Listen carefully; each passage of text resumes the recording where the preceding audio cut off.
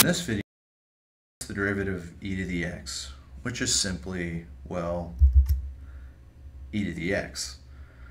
And this is one of the most important results in differential calculus.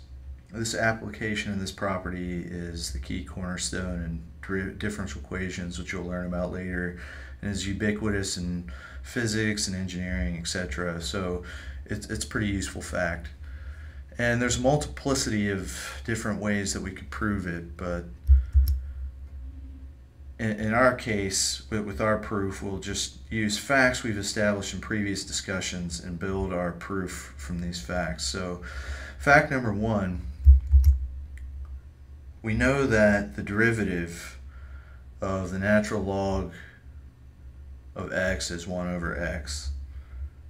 And fact number two, we know that ln of e to the x is simply just x.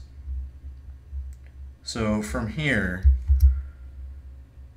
we simply take the derivative of both sides, and by the chain rule,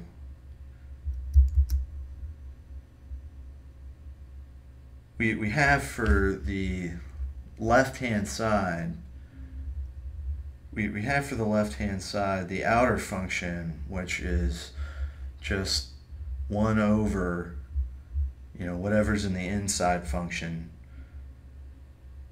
times whatever the derivative of the inside function is. In this case, we just call it the derivative of e to the x. We leave it and we say, well, we don't know what the derivative of e to the x is, so we just leave it as d over dx.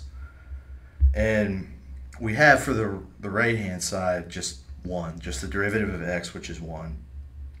So, solving algebraically for the derivative, namely multiplying both sides by e to the x, we see that the derivative of e to the x is simply e to the x, and we are done.